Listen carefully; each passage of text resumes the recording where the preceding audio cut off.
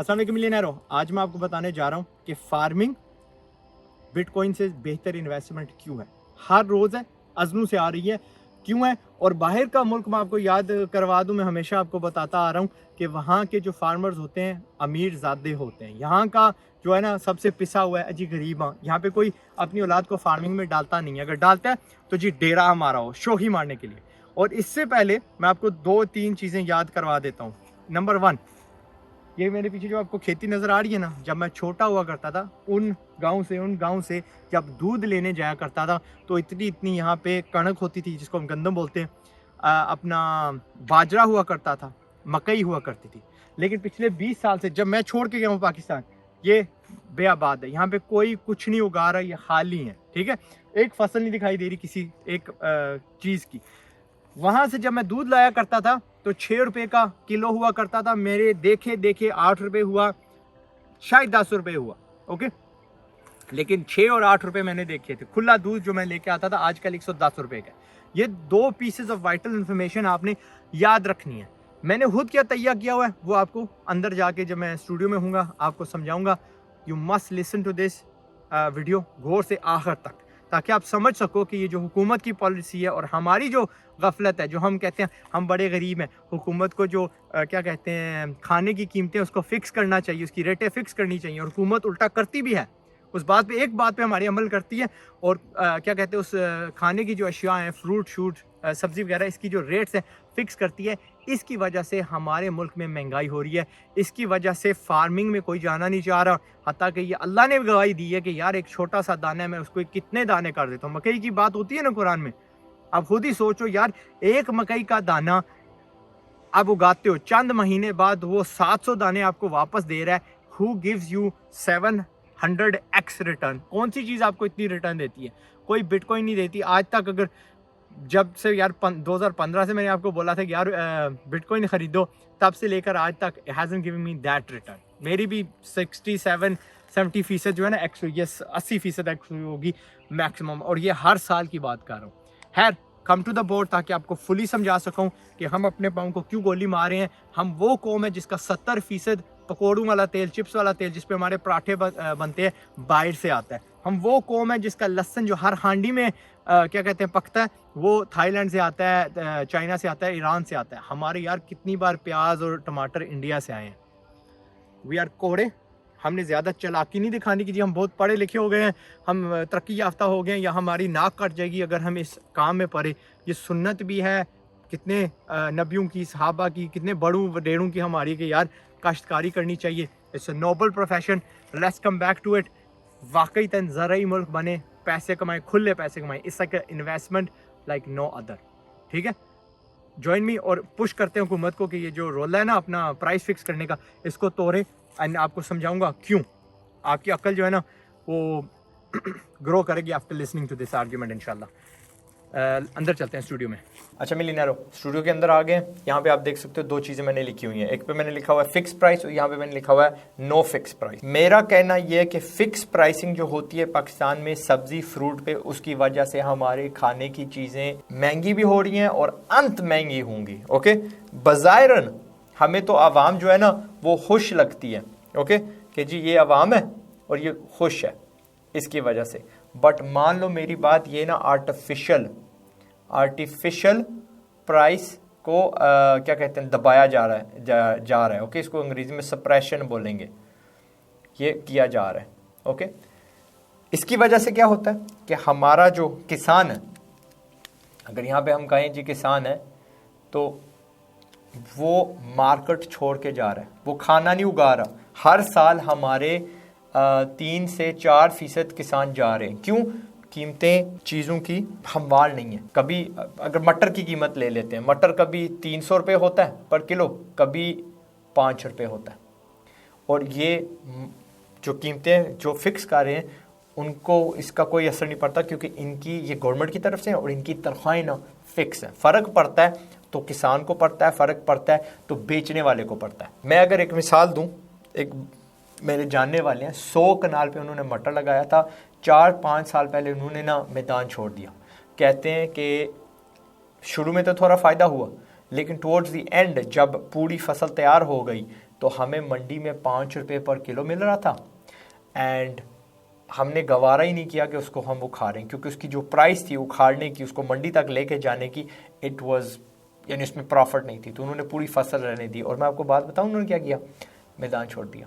उन्होंने फार्मिंग को उसके बाद टच नहीं किया, बिकॉज उसमें प्रॉफिट ही नहीं थी। और ये जो 4-5% बच्चे जा रहे हैं ना, सॉरी किसान छोड़ रहे हैं मैदान को, इसका नतीजा ये भी होना है कि आने वाले दौर में हमारे जो है ना यूथ, इसने फार्मिंग में नहीं जाना। दुनिया की मैंने क्या कही है आपको, फार्मिंग का जो तबका होता है सबसे अमीर होता है। हमारी यूथ ने इसको टच ही नहीं करना कि उसको यानी कोई अमीर किसान मिल ही नहीं रहा।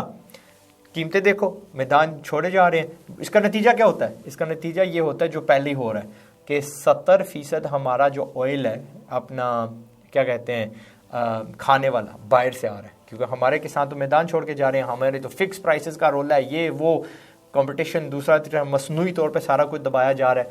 हमारी गार्लिक जो है वो बाहर से आ रही है, ठीक है, वो तकरीबन 80-90% तक एक ज़माने में आ रही थी। अब हमारे फार्मर्स ने कुछ रिटेलिएशन किया, महंगी वैरायटी लगा के, and so fourth and so fourth. इससे क्या होता है, इससे होता है कि हम ना बाहर से ख़रीदते हैं। बाहर में किससे ख़रीदते हैं, US डॉलर्स में ख़रीदते हैं। US डॉलर से क्या होता है, जो पीके आ रहे हैं ना है, इसकी कदर गिर जाती है। जब इसकी कदर गिर जाती है तो यही सारा माल हमें फिर से महंगा मिलता है। और क्योंकि किसान है ही नहीं है, तो यहाँ पे अगर फिलहाल चंद चीज़ें हैं, मसाले हैं, ऑयल्स हैं, गार्लिक हैं, तो बाद में ये जो लिस्ट है इसमें और चीज़ें आना शुरू हो जानी है। इसमें फिर ठीक ठाक टमाटर आना शुरू हो जाना है। List will grow, okay. इस लिस्ट ने ना बढ़ते जाना है, ओके। इस लिस्ट ने बढ़ते जाना है, हमारे किसानों ने कम होते जाना है। और do you think at that point government पहले तो क्या करती थी, उधार लेके बाहर से हमारी कीमतें बराबर रखती थी। अब तो उसकी भी बर्दाश्त से बाहर हो जाएगा। ये मैंने कहा ना, एक स्प्रिंग जैसी चीज़ है, दबाया जा रहा है कीमत को मार्केट की लेवल पे नहीं लाया जा रहा। इससे जब प्रेशर उठेगा तो उस क्या कहते हैं, उस स्प्रिंग ने उठना है, उस रॉकेट जैसा ना उसने उठना है, धमाका होना है बिकॉज और कीमत को, और वो काबिल बर्दाश्त नहीं होगी। आखिरकार ये जो अवाम उस वक्त क्या कहते हैं बड़ी खुश थी कि कीमतों को दबाया जा रहा है, इसने ना सैड हो जाना है, क्योंकि अब कीमतें वाकई धरल्ला करके ऊपर चली गई हैं और इस सिलसिले ने कभी नहीं रुकना। इस वजह से हमारे पास फूड सिक्योरिटी को नहीं रहनी। फूड सिक्योरिटी बड़ी तगड़ी चीज़ होती है जो मैं आपको बताऊंगा, फूड सिक्योरिटी, ओके। हमारे डाइट्स ख़राब हो जाने हैं, कम हो जाने हैं, हर चीज़ बाहर से आना शुरू हो जानी है, बिकॉज हमारी ज़मीनें ख़राब हो जाएंगी, हमारे में वो हुनर चला जाएगा, एंड यहाँ से मुड़ के वापस आना बहुत मुश्किल होता है। क्यों? क्योंकि ये जो किसान है, क्योंकि ये मैदान छोड़ गया, तो इसकी वजह से ना हमारी वो रिसर्च नहीं होती, रिसर्च रुक गई, बीज हमारा रुक गया। मॉन्सांटो का मैंने आपको बताया था, एक बड़ी कमीनी किस्म की क्या कहते हैं कंपनी है जो कहती है दुनिया में कि हमारा ही बीज लो, और वो बीज ऐसा होता है कि एक बार आप लगाते हो, दूसरे साल उसमें से बीज नहीं निकाला जाता, बार बार उन्हीं से ख़रीदा जाता है। उसकी रिप्रोडक्शन जो होती है ना उस फल की, फ्रूट की, जो भी है सब्ज़ी की, ख़त्म हो जाती है। जबकि जितने ज़्यादा पाकिस्तान में किसान होंगे, हर किसान क्या करता है, हर साल अपनी फसल में से कुछ हिस्सा रख देता है अगले साल के बीज के लिए। नेचुरल डिफेंसेस पैदा होते हैं। मोन्सांटो का क्या कि ये जी अभी मौके पे क्या कहती है, हमारा बीज ले लो, इस पे ना हमने वो दवाइयाँ शैयाँ लगाई हुई हैं, लेकिन एवेंचुअली जब उसका डिफेंस टूटेगा, हमारी मजबूरी ये होगी कि हमें सिर्फ मोन्सांटो से लेना पड़ेगा, ठीक है। बीज इंडिया को उन्होंने तबाह कर दिया, वहाँ पे लोग खुदकुशियाँ कर रहे हैं। This is what I am trying to avoid. और उसका सारा जो वो है ना कसूरवार, वो फिक्स प्राइस है। हमारी कौम की वो क्या उसे कहते हैं कोड़ापन। वेयरएज फ्री मार्केट का तकाजा ये है कि भाई नो फिक्स प्राइसिंग, जिसका मतलब ये है कि हाँ शॉर्ट टर्म में प्राइसेस ऊपर जाएंगी, शॉर्ट टर्म में, ओके, प्राइसेस कीमतें ऊपर जाएंगी, ओके, दैट विल हैपन। लेकिन लॉन्ग टर्म में क्या होगा, किसान को वो कीमत मिलेगी, दुकानदार को वो कीमत मिलेगी जो वो चाहता है, ठीक है। यहाँ पे जो हमारा किसान है वो खुश होगा। किसान खुश होगा तो किसान ज़्यादा प्रोडक्शन करना शुरू कर देगा। जब हमारी ज़्यादा प्रोडक्शन शुरू कर देगा तो हमारा जो पैसा बाहर जा रहा है जो 70% वाला है, वो ऐसा ऐसा गिरता गिरता 0% इम्पोर्ट होगा। सारे का सारा यहाँ पे चीज़ें बनना शुरू हो जाएंगी। लेकिन कहानी अभी यहाँ पे ख़त्म नहीं होती, क्योंकि किसान खुश है, इसने पैसा बनाना शुरू कर दिया है, यूथ आ जाएगी वापस, ठीक है। जब यूथ वापस आ जाएगी तो इनोवेशन आ जाएगी। इनोवेशन क्या होता है? एक तो इन्वेंशन होता है, इजाद। इनोवेशन होता है थोड़ा उसको बेहतर करना। इनोवेशन की आपको मिसाल क्या देता हूँ, हमारे यहाँ पे फौजी फाउंडेशन है ना, फौजी जो भी है वो कंपनी, उसने हालिया में क्या किया है, बनाना शुरू कर दिया है जी फ्रोज़न वेजिटेबल्स, और क्या कहते हैं बाद में क्या होगा, फ्रोज़न वेजिटेबल्स, जिसमें हम यार मटर क्या लेते हैं, इस एरो को ना रहने दें यहाँ पे। मटर क्या है कि 300 रुपये फ्रेश ताज़ा, इन्होंने 150 रुपये में देना शुरू कर दिया फ्रोज़न, ठीक है, यही चीज़। अब दुनिया में हम लोग मटर सालों साल खाते हैं, यहाँ पे जी हमेशा इंतज़ार किया जाता था कि जी मटर का सीज़न आएगा तो फिर वो हांडी में डलेगा, फिर वो चावलों में डलेगा, पुलाव में डलेगा। जबकि बाहर हमें टिन्ड, इनोवेशन है ना, तो हमें टिन में मिलते थे, पीस कहते हैं उसे, ठीक, मटर को टिन में पीस मिलते थे, फिर हमें सूखे ड्राइड पीस मिलते हैं, ठीक है। तो ड्राइड का मतलब है कि वो सुखाए होते हैं, जिस हांडी में आपने डालना है थोड़े से उबले हुए पानी में डालो, वो उनकी रिहाइड्रेशन हो जाती है और फिर वैसे ही टेस्ट करने लग जाते हैं जिस तरह के ताज़े होते हैं। तो ये इनोवेशन होती है। जब ये इनोवेशन होगी तो हमारे लिए सहूलतें होंगी, कीमतें यार थोड़ी ऊपर जाएंगी लेकिन हमवार हो जाएंगी, मार्केट लेवल पे आ जाएंगी। अब कहोगे यार किसान तो अपनी मर्जी से क्या कहते हैं कीमतें लगाना शुरू कर देगा, नहीं, ये यूथ भी तो आई है ना फार्मिंग में, ठीक है। मज़ीद और किसान आएंगे, मज़ीद फार्मर्स आएंगे, क्योंकि उनको अब ये प्रॉफिटेबल चीज़ नज़र आ रही है। कंपटीशन पैदा होगा, जब कंपटीशन पैदा होगा तो प्राइस हम ऊपर नहीं जाने देंगे। कोई मार्केट का एक तकाजा होता है कि जब बहुत ज़्यादा सप्लायर हो जाते हैं कीमतें ऊपर नहीं जाती। जब कम सप्लायर्स होते हैं, जो ये कर रही है, कम से कम सप्लायर्स करें तो प्राइस उस वक्त यकीनन ऊपर जाती है। यहाँ पे मज़ीद इनोवेशन आएगी, ठीक है, यहाँ से मज़ीद इनोवेशन आएगी और वो इनोवेशन क्या करेगी, बेहतर क्या कहते हैं पैकेजिंग लाएगी, बेहतर रिसर्च लाएगी, आपके पास हाइब्रिड से अगला जो क्या कहते हैं होता है कदम, यानी कम एफर्ट में, कम मेहनत में, कम जगह पे ज़्यादा फूड प्रोडक्शन होगी, फूड प्रोडक्शन। क्योंकि कीमत तो नहीं बढ़ा पाएंगे लेकिन इनका जोर इस पे होगा कि कम जगह पे ज़्यादा क्या कहते हैं खाना तैयार करें, फूड तैयार करें, ताकि हम ज़्यादा पैसा कमा सकें। इवेंचुअली सारे का सारा, मैंने क्या बोला था, लहसुन क्या, हर चीज़ जो है ना, हम ये हमारी फूड प्रोडक्शन बढ़ जाएगी, ज़ीरो क्या होगी हमारी, ये एक्सपोर्ट में चली जाएंगी, हम एक्सपोर्ट करने लग जाएंगे। फूड सिक्योरिटी इतनी बड़ी शय होती है कि कतर ने क्या किया था, ऑलमोस्ट लाइक कतर ने फार्म्स खरीदना शुरू कर दिए थे। कहाँ पे? रशिया में, ताकि हमारे यहाँ खाना ना ख़त्म हो। पाकिस्तान में, अदर कंट्रीज़ में लेना शुरू कर दिए थे। फूड सिक्योरिटी हमारी यहाँ पे बिल्कुल नहीं है, इवेंचुअली ख़त्म हो जानी है। हमें सिर्फ वही चीज़ें बिल्कुल, यानी आसाइशें तो हमारी ख़त्म हो जानी है। ये क्या इनेबल करता है, ये जितना सारा इनोवेशन है, ये फूड सिक्योरिटी हमें देगा। हमारे ही किसान होंगे, हमारा वो मंसांटो से वास्ता नहीं पड़ेगा, हम उस पर रिलाई नहीं करेंगे, हमारी ही बीज बनाने वाली कंपनियां होंगी, हमारे यहाँ रिसर्च हो रही होगी जी यार बीमारी कम हो। रिसर्च का मतलब है बीमारी कम होगी, कम जगह से बेहतर फल, नई वैरायटीज़ की आपको मिसाल देता हूँ। पाकिस्तान में मैंने अगर ज़्यादा से ज़्यादा देखा ना तो सफ़ेद, सुरख और मीठा आलू देखा है, ठीक है, पुराना आलू देखा है। यूके में यार कई 100 वैरायटीज़ होती हैं, ये चिप्स बनाने के लिए, ये जी क्रिस्प्स बनाने के लिए, ये जी मैश पोटैटो के लिए, ये जी रोस्ट के लिए, ये जी हांडी के लिए, ये जी फलाना। हमारे यहाँ वहाँ पे नखरे होते हैं, यहाँ पे मैंने नखरा नहीं देखा। यहाँ पे आलू होता है, आलू की वैरायटी के नाम नहीं पता, लेकिन वहाँ पे पता नहीं क्या क्या होते हैं। फिर आपको एक और मिसाल देता हूँ। मैंने क्या कहा उस वीडियो में कि मैं उन गांव से दूध लाया करता था। कितने का लाया करता था? शुरू कितने से हुआ था? 6 PKR, हम यहाँ पे देसी ज़ुबान में किलो बोलते हैं, लेकिन लीटर की बात हो रही है। फिर वो 8 पे गया PKR। अब मैं वापस आया हूँ इस मुल्क में, तो खुला दूध जो है, खुला दूध हमें मिलता है जी 110 रुपये का, ओके, और जो डब्बे वाला हमें मिलता है 170 रुपये का। यूके में किसान अप टू यानी 3-4 साल पहले तक 36 रुपये पाकिस्तानी रुपये उसको फ़ी लीटर मिल रहा था। यहाँ पे किसान को 80 रुपये मिल रहा था, 70 रुपये मिल रहा था, 60 रुपये मिल रहा था। आज की जो रेट है वो 62 पाकिस्तानी रुपीज़ है पर लीटर यूके में। पाकिस्तानी फार्म्स के बनिस्बत जो यूके वाले फार्म्स हैं उनकी गाय यार उसका मसाज होता है, वो उसको ऑटोमेटिकली क्या कहते हैं रोबोट्स खाना खिला जाते हैं वगैरह वगैरह। लेकिन पाकिस्तान में हमारे पास वो चोने वाली मशीन नहीं है, इतनी इनोवेशन नहीं है। क्यों नहीं इनोवेशन?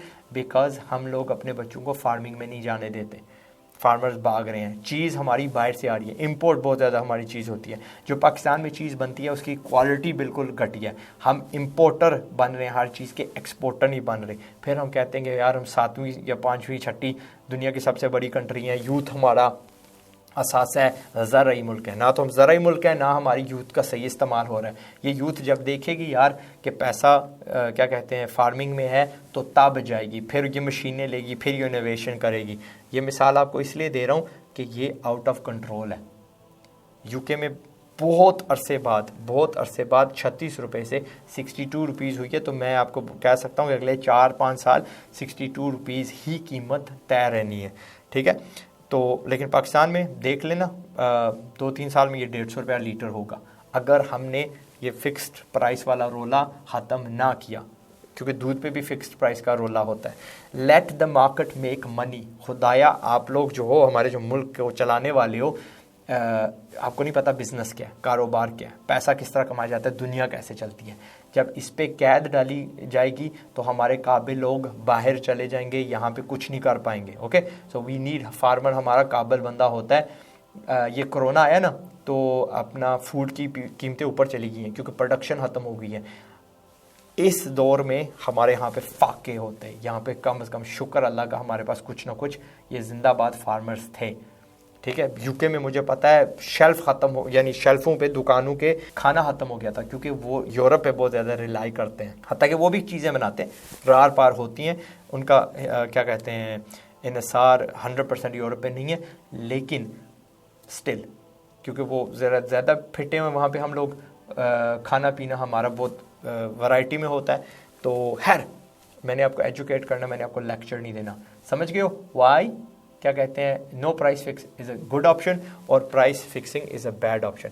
मुल्क के लिए, अवाम के लिए, अवाम ने इवेंचुअली इसमें नुकसान खाना है। और जो महंगाई हो रही है आज तक फिक्स प्राइस की वजह से हुई है, नॉट बाय उसको ना फिक्स करना।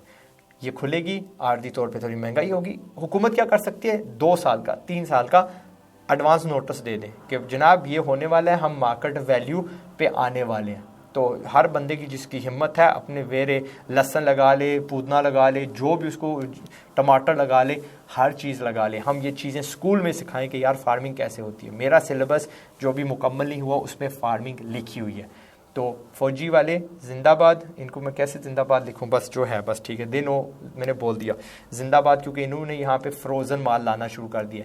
जिन बाजियों ने, अच्छा फ्रोज़न माल की बात बताऊँ, जब ये 300 रुपये का खुला मिल रहा था, ये फिर भी ना 150 रुपये का मिल रहा था। ये छिलके समेत 300 रुपये का, ये छिला हुआ 150 रुपीज़ का बनता था, ठीक है। सो दिस इज़, ये एक जिंदा मिसाल है कि मेरी जो बात है कि कीमतें इवेंचुअली नीचे आएंगी, हमवार हो जाएंगी, माकूल कीमत पे मिलेंगी। बाहर वालों को महंगी मिलेंगी क्योंकि उन्होंने इनोवेशन नहीं डाली, हमसे ख़रीद रहे हैं। हमारे यहाँ लेबर सस्ती है, हमारे यहाँ तेल सस्ता है, हमारे यहाँ क्या कहते हैं यूथ वाले बच्चे हैं। So we can become a ज़राई मुल्क और उसमें ढेरों सा पैसा है। हमसे बेहतर कौन है, वो अदना सा छोटा सा इज़राइल, वो अदना सा छोटा सा इज़राइल, जिसको काफ़ी लोग जायज़ तरीके से बुरा समझते हैं, बट उससे सीखना चाहिए, अपने दुश्मन से सीखो, राइट। वो दुनिया की नंबर 1 इनोवेशन है, करते हैं in farming and good for them. कम यानी 70% कम पानी इस्तेमाल करते हैं और 70 गुना पता नहीं ज़्यादा फूड की प्रोडक्शन करते हैं। ऐसी ऐसी सब्जी है जो पूरे साल लगी रहती है and they still make a profit. वो फिर भी ग्रीन हाउसेस में, लाखों करोड़ों के ग्रीन हाउसेस में फिर भी पैसा कमाते हैं क्योंकि वहाँ पे इनोवेशन होती है। फार्मर अमीर तबका है, किधर गया मेरा जिंदाबाद फार्मर। यहाँ पे किसान को तो भाई समझे ही कुछ नहीं जाता। Okay, so that's it, Pakistan जिंदाबाद, एंड यही मैंने बोलना था। सब्सक्राइब शाइब करना लटर पटर, अगर आप समझो कि अगर किसी को एजुकेशन यहाँ से मिली तो वो लाइक शेक बटन दबा दो। Okay, the and. पाकिस्तान जिंदाबाद। अस्सलाम वालेकुम।